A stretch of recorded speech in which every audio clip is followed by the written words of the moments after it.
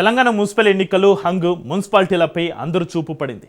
స్వతంత్రులు ఎవరి వైపు మొగితే వారికే పీఠాలు దక్కనున్నాయి. చైర్మన్ కుర్చీ కోసం స్వతంత్రులు పట్టుబడుతూ ఉండడంతో మున్సిపల్ ఫలితాల తర్వాత అసలు రాజకీయం మొదలైంది. ప్రధాన పార్టీలకు స్వతంత్ర అభ్యర్థుల రూపంలో కొత్త తలనొప్పులు వచ్చిపడ్డాయి.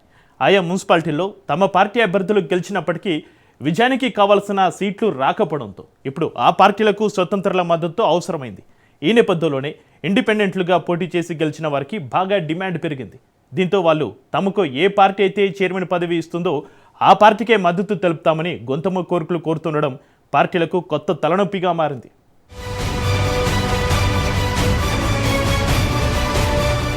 తెలంగాణ మున్సిపల్ ఎన్నికల ఫలితాలు రాష్ట్ర రాజకీయాల్లో కొత్త సమీకరణాలకు తెరలేపాయి. అధికార కాంగ్రెస్ పార్టీ మెజారిటీ మున్సిపాలిటీల్లో తన జెండా ఎగరేసిన సొంత పార్టీ రెబెల్స్ రూపంలో గట్టి సవాలను ఎదుర్కొంది. రాష్ట్ర వ్యాప్తంగా పలు మున్సిపాలిటీలో ఏ పార్టీకి స్పష్టమైన మెజారిటీ రాకపోవడంతో హంగు పరిస్థితులు నెలకొన్నాయి. ఈ మున్సిపాలిటీలో స్వతంత్రులుగా గెలిచిన కాంగ్రెస్ రెబెల్ అభ్యర్థులే ఇప్పుడు కింగ్ మేకర్లుగా మారారు. జనగామ, కోహీర్, కేసముద్రం, ఆలంపూర్ వంటి కీలక మున్సిపాలిటీల్లో హంగు ఏర్పడింది. ఇక్కడ చైర్మన్ పీఠాన్ని దక్కించుకోవాలంటే స్వతంత్ర అభ్యర్థుల మద్దతు తప్పనిసరి. గెలిచిన స్వతంత్రులలో అత్యధికులు కాంగ్రెస్ నుంచి వచ్చిన వారి కావడంతో వారంతా తిరిగి అధికార పార్టీ గూటికి చేరే అవకాశాలు మెండుగా ఉన్నాయి. ఈ పరిణామం వల్ల హంగ ఏర్పడిన మున్సిపాలిటీలు కూడా అంతిమంగా అధికార పార్టీ ఖాతాలోకి వెళతాయని విశ్లేషకులు భావిస్తున్నారు. అయితే రాష్ట్ర వ్యాప్తంగా వెలువడిన మున్సిపల్ ఎన్నికల ఫలితాలు అధికార ప్రతిపక్ష పార్టీలకు వింత పరిస్థితిని తెచ్చిపెట్టాయి. మెజారిటీ చోట్ల కాంగ్రెస్ జెండా ఎగిరినప్పటికీ సుమారు 12 మున్సిపాలిటీల్లో ఏ పార్టీకి స్పష్టమైన మెజారిటీ రాకపోవడంతో హంగ ఏర్పడింది. ఇప్పుడు ఈ మున్సిపాలిటీల్లో పీఠాన్ని దక్కించుకోవాలంటే స్వతంత్ర అభ్యర్థుల మద్దతు అనివార్యంగా మారింది.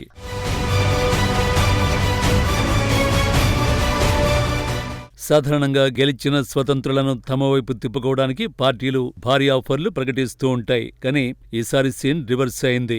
మద్దతు కావాలంటే మాకే చైర్మన్ పదవి ఇవ్వాలంటూ స్వతంత్రులు డిమాండ్ చేస్తున్నారు. తమ పార్టీ గుర్తుపై గెలిచిన సీనియర్లను కాదని బయటి వ్యక్తికి చైర్మన్ పదవి ఎలా ఇవ్వాలో తెలియక కాంగ్రెస్, బీఆర్ఎస్ నేతలు తలలు పట్టుకుంటున్నారు. మరోవైపు ఈ మున్సిపల్ ఎన్నికలు క్యాంపు రాజకీయాలు ఇప్పటికే తారస్థాయికి చేరుకున్నాయి. ఇప్పటికే గెలిచిన వారు చేజారిపోకుండా ఉండేందుకు అన్ని పార్టీలు తమ అభ్యర్థులను క్యాంపులకు తరలించాయి. ఎవరికి తెలియకుండా రహస్య ప్రాంతాలకు తీసుకువెళ్లాయి. ఇక హంగు ఏర్పడిన మున్సిపాలిటీల్లో మెజారిటీ మార్కును అందుకునేందుకు ఇతర పార్టీలు, మరీ ముఖ్యంగా స్వతంత్ర అభ్యర్థులకు గాలం వేస్తున్నాయి. తమ పార్టీకి మద్దతు తెలిపిన వారికి భారీగా ఆఫర్లు ప్రకటిస్తున్నాయి. ఏదడిగినా చేసే విధంగా వారిని బుజ్జగిస్తూ తమ వైపు లాక్కునేందుకు విశ్వ ప్రయత్నాలు చేస్తున్నాయి. అయితే ఇదే అదనుగా భావిస్తున్న ఇండిపెండెంట్ అభ్యర్థులు గొంతెమ్మ కోరికలకు తెరలేపుతున్నారు. తమకు మున్సిపల్ చైర్మన్ పదవి ఇవ్వాలని డిమాండ్ చేస్తున్నారు. తమ మద్దతు కావాలంటే తామే మున్సిపల్ చైర్మన్ కుర్చీలో కూర్చుంటామని తేల్చి చెబుతున్నారు. దీంతో ఆయా పార్టీలు తలలు పట్టేసుకుంటున్నాయి.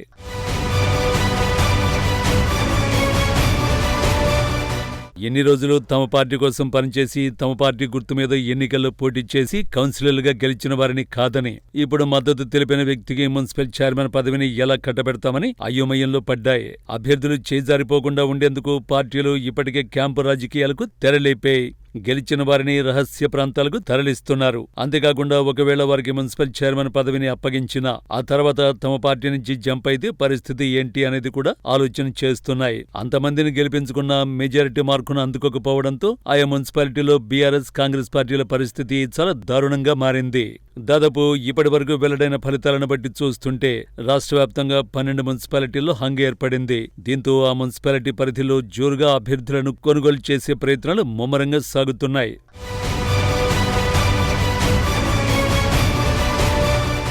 మేడ్చల్ మల్కాజ్గిరి జిల్లా ఆలియాబాద్ మున్సిపాలిటీ ఎన్నికల్లో మొత్తం 11 మంది ఇండిపెండెంట్లు పోటీ చేశారు. కాంగ్రెస్, బీఆర్ఎస్, బీజేపీలకు ధీటుగా ప్రచారం చేసిన 7వ వార్డు కౌన్సిలర్ గాదే వెంకటేష్ తన సీటులో గెలుపొందారు. ఆలియాబాద్ మున్సిపాలిటీలో మొత్తం 20 వార్డులుండగా అందులో కాంగ్రెస్ పార్టీ 8 వార్డులు, బీఆర్ఎస్ 7 వార్డులు, బీజేపీ 3 వార్డులు, 1 వార్డులో బీఎస్పీ విజయం సాధించాయి.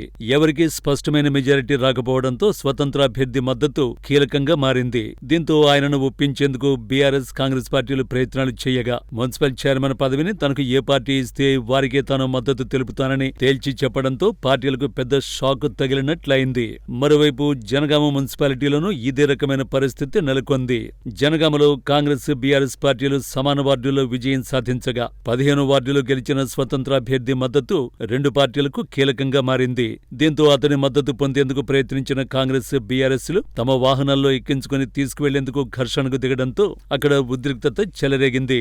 అయితే తనకు మున్సిపల్ చైర్మన్ పదవి ఇస్తానంటేనే ఏ పార్టీకైనా మద్దతు పలుకుతానని చెప్పడంతో వారు షాక్కు గురయ్యారు.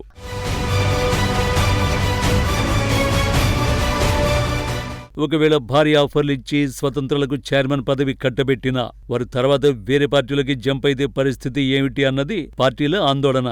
ప్రస్తుతం ఈ హంగ్ మున్సిపాలిటీలో గెలిచిన అభ్యర్థులకు విపరీతమైన డిమాండ్ పెరగడంతో రాజకీయ సమీకరణాలు మారుతున్నాయి. ఈ నెల 16న కొత్తగా ఎన్నికైన అభ్యర్థుల ప్రమాణ స్వీకారం ముగిసిన వెంటనే మేయర్లు, మున్సిపల్ చైర్మన్ల ఎన్నిక ప్రక్రియ ప్రారంభం కానుంది. అప్పటి వరకు గెలిచిన అభ్యర్థులను కాపాడుకోవడం, స్వతంత్రుల్ని సమన్వయం చేసుకోవడంపై ప్రధాన పార్టీలు దృష్టి సారించాయి. ఫలితాల్లో హంగ్ కనిపించినా అంతిమంగా అధికార బలంతో మున్సిపల్ పాలనపై కాంగ్రెస్ పూర్తి పట్టు సాధించే దిశగా రాజకీయ సమీకరణాలు వేగంగా మారిపోతున్నాయి.